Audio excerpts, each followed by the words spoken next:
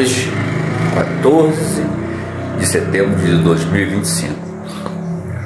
Essa semana vai ser corrida, né? Hoje é domingo, né? Então, essa semana vai ter muitos embates. Muitos embates.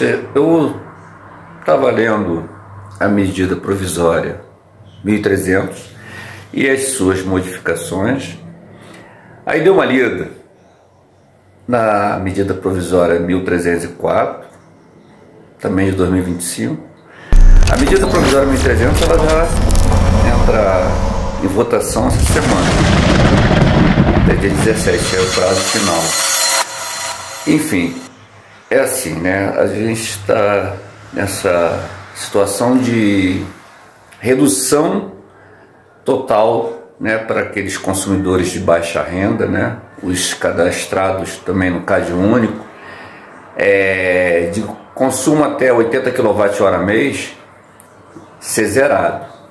Aí eu, poxa, tá, tudo bem. Até aí você está vendo que eles estão interessados em, né, fazer com que esse desconto, que antigamente, né, era sobre percentuais, né, de 10% até 65%.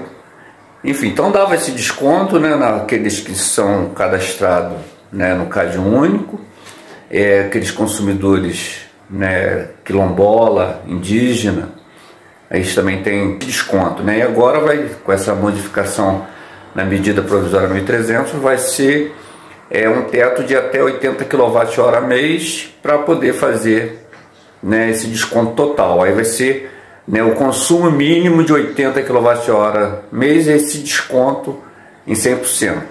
Enfim, mas a situação é a seguinte: até onde que é benéfico para o consumidor final, né, o consumidor que é classificado como tarifa social e cativo, né, consumidor cativo, né, do grupo B.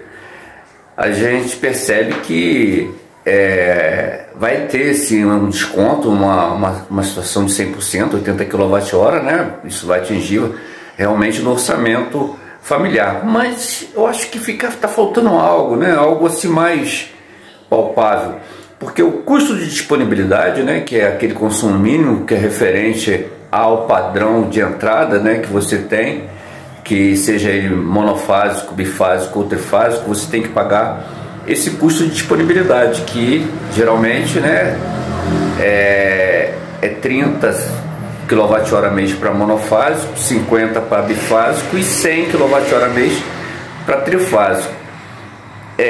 Tendo um valor, né, de uma tarifa, né, que esteja aí na bandeira patamar 2, por exemplo, que estamos, né, na bandeira vermelha, esse custo de disponibilidade vai fazer com que eu onere minha conta de luz. Então, a seguinte situação: é benéfico sim, 80 kWh mês, mas o custo de disponibilidade com a modificação, né, medida provisória 1304 e a medida provisória 1300, como fica as instalações de sistema solar fotovoltaico para essas unidades consumidoras. Então, se você tem um custo de disponibilidade de uma fonte, né, que é a base de energia fóssil, automaticamente aquele valor vai ficar caro, porque uma termoelétrica que é gerada a fontes fósseis, ela é cara. Então, a fonte solar é uma fonte de eficiência energética que facilita uma instalação, né, na residência, na unidade consumidora. Essa instalação ela pode ser feita, né, tanto on-grid como off-grid, e se for off-grid é benéfico para o consumidor final, que ele tenha, né, o consumo dele zerado praticamente, e, claro, evidente, não vai precisar pagar o custo de disponibilidade.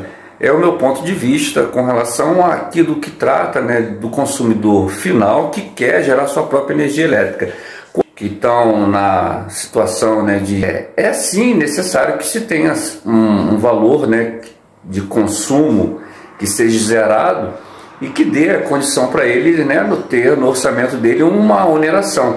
Mas volto a dizer, o custo de disponibilidade para esse consumidor vai ser cobrado? A pergunta é essa.